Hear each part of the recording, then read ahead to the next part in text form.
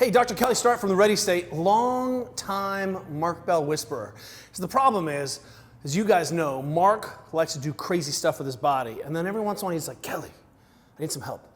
So let me expand on what we talked about last time, which was, hey, let's spend some time in this bottom position to squat. Let's see if we can reverse and get some motion into the hip.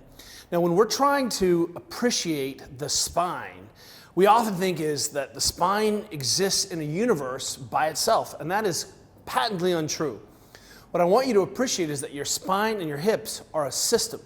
So if we're chasing low back pain or low back function, what we want to do is appreciate that if I'm limited in any way around the lower body, especially the legs and hips, then what's going to happen is I cannot get the peak function out of the spine.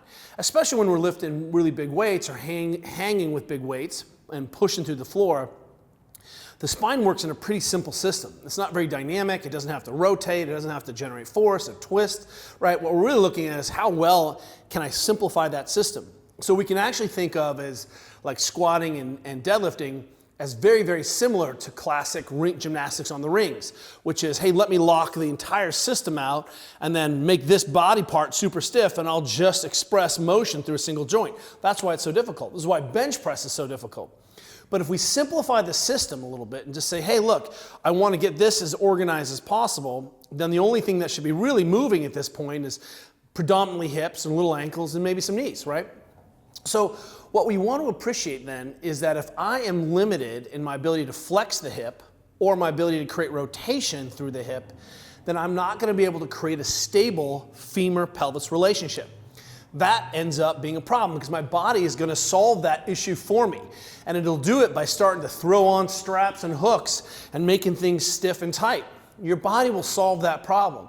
And while that may or may not ever be about, do I have pain or not, what we see is, hey, that's a decrease in force production and a loss of ability to create high intra-abdominal pressure or have movement choices or get to depth. So those temporary workarounds, which my body's really good at, may not ever pay the dividends that I'm after, certainly with the weights that we're training and in the volumes and intensity and the real professionalism we're seeing in current sort of even just recreational home gym training.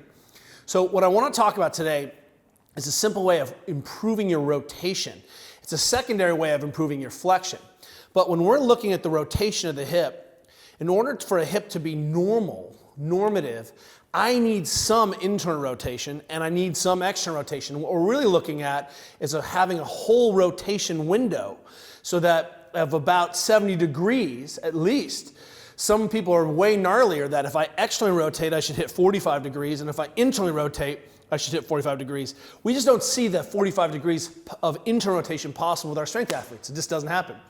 But what we often see is that if the femur was straight, we see athletes not even get to zero. And if I lay you down and bring your knee to your chest, it looks like I'm running into a wall here, which means you don't have all of the functionality of the hip-femur relationship to create the kind of stability and function that you're after. So again, I'm super stiff today, brutal weekend of training, and I'm like, whoa, I kind of suck on some internal rotation, but I've still got enough to kind of squat well, right? So I don't have to even restore my full function. I can be thinking about returning some of my function, and I'll immediately start to see light switches turn on in my function. So check this out. I'm going to show you something we call the hip capsule mob. This works really well, and if you have a band, you can do it, and if you search hip capsule mobilization on the Ready State, there's a ton here, but I'm going to show you something you can do without any equipment. So what I'm doing here is I'm kneeling through one of my legs, and I've got all my weight going through the femur. And what I'm going to do here, for starters, is appreciate this 90 degrees, that's parallel. So if you're struggling to hit 90 here already, it's going to be difficult to squat heavy. So this is a position where I'm driving a lot of weight into my femur through my hip capsule. So this is predominantly hip capsule mode. And what I can do is shift over a little bit. That's like taking my leg and bringing it across my body, but not being limited by the soft tissue. Now I'm being limited by the connective tissue of the hip. So I push over, and already I'm like, wow, I'm starting to feel stiff back here. So what I can do then is I can just, by keeping the leg straight with my other leg, I can easily start to push back until I start to feel a pinch and then come out. And what I want you to appreciate is that your line of force, your vector is always going through the femur. And that in this situation where you're driving your knee into the ground, what we're going to be trying to do is see about pushing the femur back into a good relationship with the hip.